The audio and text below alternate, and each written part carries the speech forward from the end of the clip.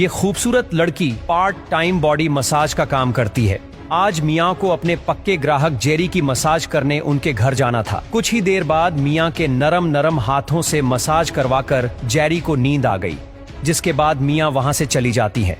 जब वो वहाँ से वापस आ रही थी तो उसे रास्ते में 3 लड़के मिलते हैं। खूबसूरत मियाँ को देखकर वो उसे छेड़ने लगे तो मियाँ भी उसे रिझाने में लग गई।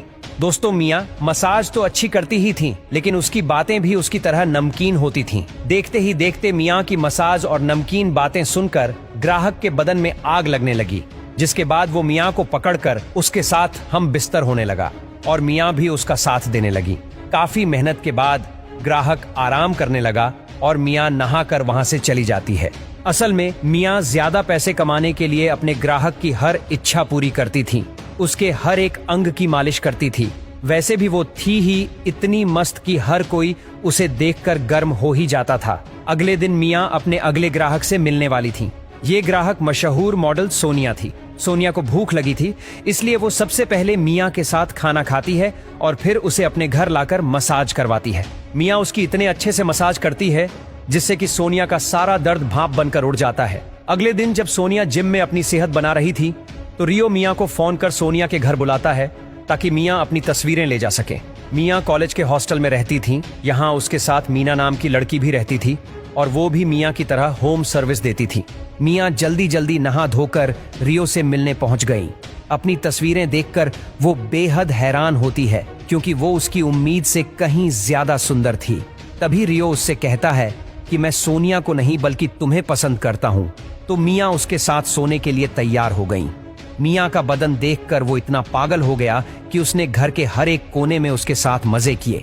इसके बाद मियाँ नहाने लग गई और रियो एक खुफिया कमरे में आकर एक वीडियो देखने लगा। असल में इस पूरे घर में कैमरे लगे हुए थे। रियो और सोनिया ऐसे ही वीडियो बनाकर पैसे कमाते थे। अगले ही दिन सोनिया के कहने पर मियाँ उसके घर रहने आ गई। पहले ये लोग नाश्ता करते हैं और फिर तीनों मिलकर मियाँ की तस्वीरें देखने लगते हैं। थोड़ी देर बाद सोनिया सिमू नाम के बूढ़े आदमी से मिलती है और उसे मियाँ की तस्वीरें और वीडियो बेच देती है, जिससे इन्हें अच्छी खासी कमाई हो गई थी। शाम को जब वो घर आती है तो वहां पर पुलिस आ चुकी थी। उसने बताया कि तुम्हारे नए दोस्त तुम्हें मॉडल नहीं बल्कि गंदी फिल्मों की हीरोइन बना रहे हैं। इसके बाद पुलिस वाला मियाँ को अपने पास बुलाकर उसे उसकी वीडियो दिखाता है। वीडियो देखकर सैम उससे मसाज करवाने की बात करता है, लेकिन इस दौरान जिस तरह वो मियाँ को देख रहा था उससे वो समझ गई थी कि वो साला उसके बदन के मजे लेना चाहता है। अब मियाँ एक कमरे में आकर पहले अपने कपड़े उतारती है और फिर अपने फोन में वीडियो मोड चालू कर उसे छुपा देती है। इसके बाद वो सैम की मसाज करने लगती है, लेकिन वो साला उसे अपनी गन से डराकर उसके साथ जबरदस्ती करने लगता है। पानी निकालने के बाद सैम तो आराम से सो जाता है, जबकि मियाँ मौका देखकर उसके गन उठाकर वहां से भाग जाती है।